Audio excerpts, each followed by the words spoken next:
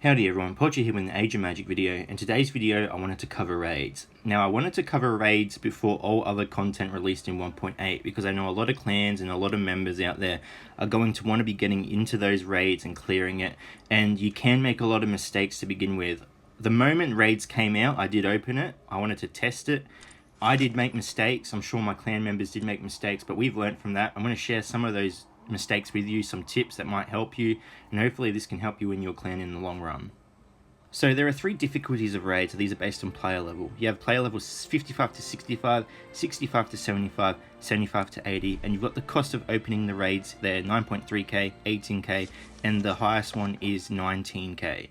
When you open a raid, you're opening it for the whole clan except for the easiest level raid. That's only open for part of your clan. Now this is important to note because if you open a top tier raid, which is 75 to 80 player level, and not all your members are that high, part of your clan isn't going to be able to participate. You're going to lose out on completion rate. You're going to get shitter rewards.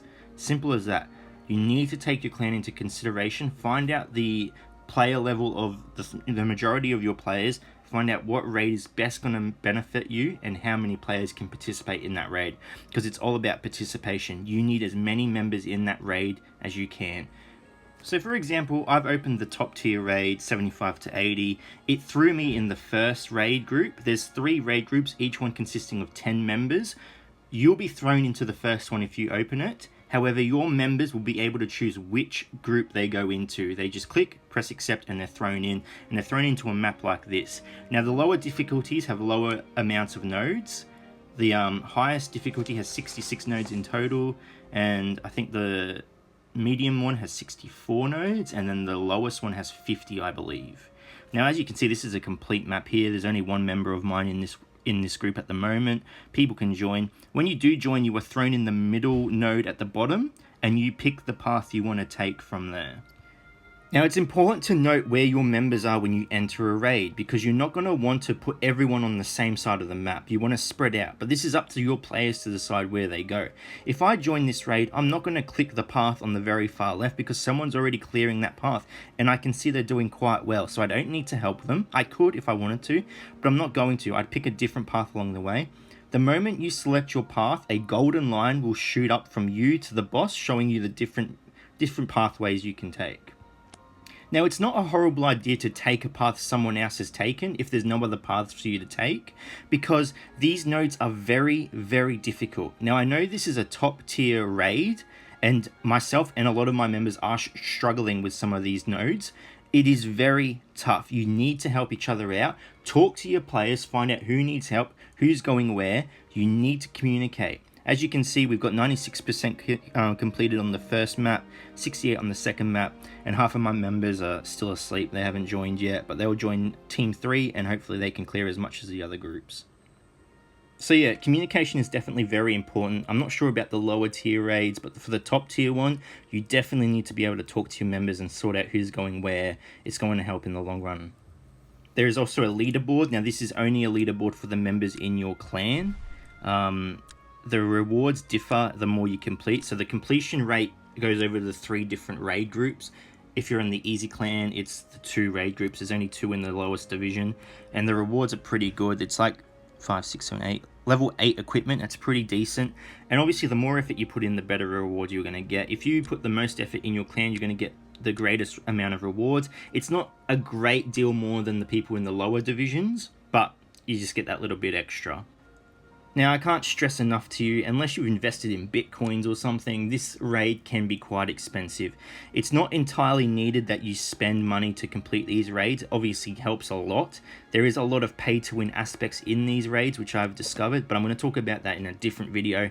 My thoughts about this patch, what I hate, what I like. But yeah, look out for that video. I'm not going to go into it too much here, but yeah, don't kill yourself doing this raid. It's not needed. I do believe you can complete it as a free-to-play player. It'll be very hard, but it is possible. But yeah, we'll talk about it in a different video.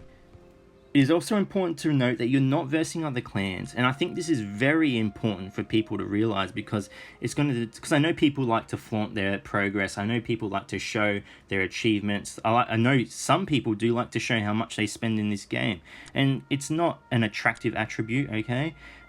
This is not a competition against other clans. This raid is to purely help your clan. Do the best you can, do what you can. Your clan will become stronger from it. You'll do better next time. It's as simple as that. This is a progress thing. You're not versing other people. You're just trying to help your clan get stronger with these raids. And I think that's important for every clan leader to know as well. Know your limits of your players. Don't push them too hard, okay? And just let them do what they can. If there are people sucking, then sure, talk to them, kick them, do whatever you want. But just realize that people can only put in so much effort. So overall, the important information you need to know is plan ahead. Entering your raid, look at where everyone else is. Look who needs help, who's struggling, talk to your clan members, and just plan ahead. That is the most important thing. If you do not plan ahead, you might go down the wrong path. You might not be able to get that highest percentage completion as possible. It might determine the difference between you getting a tier 1 reward and a tier 2 reward, okay? So just plan. Consider your clan members, okay? That's very important. Do not open a raid if only 40-50% of your clan members can participate in it. It's not going to do you or your clan any favors. It's going to limit the amount of rewards you can get. It's going to hinder you. Open the raid the majority of members can get. And I know in some clans that might not be everyone, but open the raid the majority of your players can enter. This is going to get you the best rewards. It's going to make your clan stronger. It's going to allow you to progress further. So consider your clan. Energy restoration in the raids is very, very slow. You restore 1 energy per 15 minutes. That means you restore a total of 96 energy over the duration of 24 hours. Now, this is very important. You need to consider the teams you are using when fighting nodes, because if you lose to a node, you lose that 10 stamina. The damage you do to the node remains. Someone else can come and clear it up. You can go back in and clear it up, but you lose that 10 stamina, and that is very important. Stamina cannot go to waste in these raids, okay? Use it the best you can. This goes, again, to plan ahead. Look at the nodes you're about to fight. Plan your team. Plan ahead. Use that energy very wisely. And this is the pay-to-win aspect. Energy restoration in the raid is very expensive. So just please be very careful. Like Tomb of Horrors, your champion's abilities and health remain the same when you exit a battle. So entering a new battle, your heroes will have the same amount of health from the last battle, and their cooldowns will not be cleared. Their cooldowns will still be up if they were on cooldown when you finished the last battle. So, exiting a battle, your team may be severely injured and you may not have the cooldowns to get everyone back up in the next battle. This is where healing packs come into effect, okay? Healing packs are limited. They do help, but they are very limited, and you receive these healing packs from Tomb of Horrors, and you can receive them from a challenge which comes out once a week or twice a week. So watch out for that. Definitely get as far in that as you can, because healing packs are going to become very important, especially with the massive nerf to healers, and you are definitely going to notice the nerf to healers. Which brings us to our next port. You need healers. Start investing in healers, because they are going to go a long way in these raids. No matter how useless the healer is, they are going to help you at some point, because your healers are going to die. I can guarantee you that. The harder the raid, your healers are going to die, and you're going to need backup ones, because unless you are a whale, unless you are a free willy roaming those oceans, you are not going to have the gold to restore your heroes. So keep as many heroes as you can leveled up. They are going to become very important. Losing a battle does not reset the fight. If you are on the 3rd stage of a node and you die, you will re-enter that node at the 3rd stage, or someone else in your clan can come up and clear the last bit of that stage, okay? That's important to note.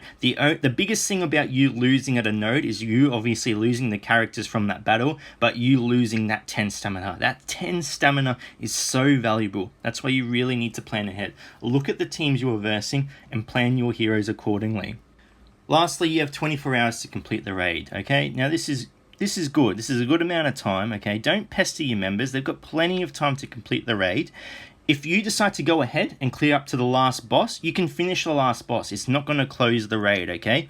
If you finish the last boss and you see Jerry down on the left-hand side only cleared node number 1, and you're 12 hours in, don't pester him. Just ask him, hey, what's going on? Do you need help? Maybe you've only got 9 out of 10 members in. You can throw someone else behind Jerry and help him out, okay? You can clear as much as you want, but you've got 24 hours to do it. People have lives. People have jobs. They have families. Okay, they'll get to it when they can. They've got a whole day to do it. So just be patient with your members.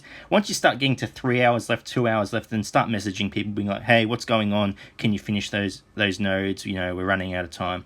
But just be patient with your members, talk to them, and yeah, you should do fine.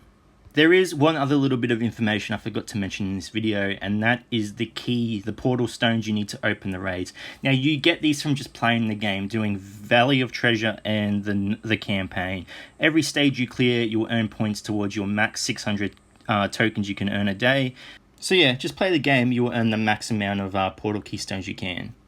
So that's everything I've learned about raids in the 24 hours. I'm sure there's still a lot more to learn. I can do a more detailed video later on, but hopefully this is enough to prevent some clans out there from making mistakes that we made. It is still the first day. You know, by the time some of you watch this video, it'll be a few days in, but just be patient with your members. People are going to make mistakes. I think I could make the most perfect video in the world, and there'd still be people out there that make mistakes. It's just the nature of playing games, okay? So be patient with your members. Talk about what's happening. Communicate. You're going to do the best you can, and just give time to people to learn what raids are and how they work, because it can be a complicating thing for some people. It was when I first opened it. It overwhelmed me. For people that have played other games before, this might be familiar, but to me, this is a brand new concept. I've never done a raid like this before, so it is brand new. It was a bit overwhelming to begin with. As usual, thank you so much for watching, everyone. If you have any questions, please feel free to leave a message below or message me in Discord. I'll answer it to the best of my ability. Wherever you are in the world, enjoy your week, weekend, and until next time, take care, everyone.